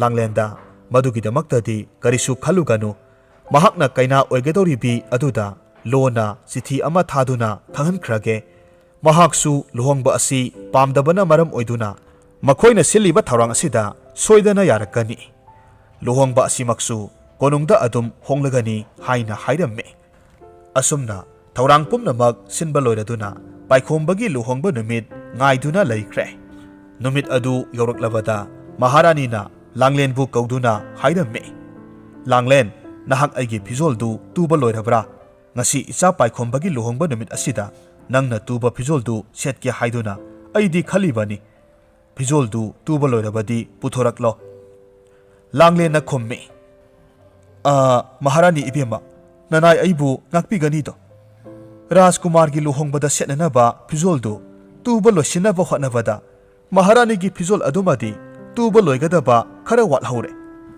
numit nini humni gi matungdadi soidana loiragani masigidamak nanai aihakpu ngakpigani do maharani du saubadi yamna sauninglabani adubu mahakna masanupa gi phizol adu hana tu kho hairubana langlenda wa amata haiba ngamdre aduna saurabasu saudaba saduna fare fare athuba matamda loisinaba tawro hairamme matau asumna luhongbagi pungja yoraklabada maharani amadi angam athau pumnamak kaina lakpa ngaiduna leiramme tanja asimaktada paikhomba amadi langlen makhoi anina hanana hainakhibagi matung inna langlen na maharani gi phizol du selamme aduga paikhombasu langlen na tuba magi luhongbagi phizol du selaga makhoi ani khut samnaduna thoraklamme mataudu ubada maharani yamna saungna lauge taurammi matam asimaktada maikhu woi maninoi maharani na setliba phizol adudagi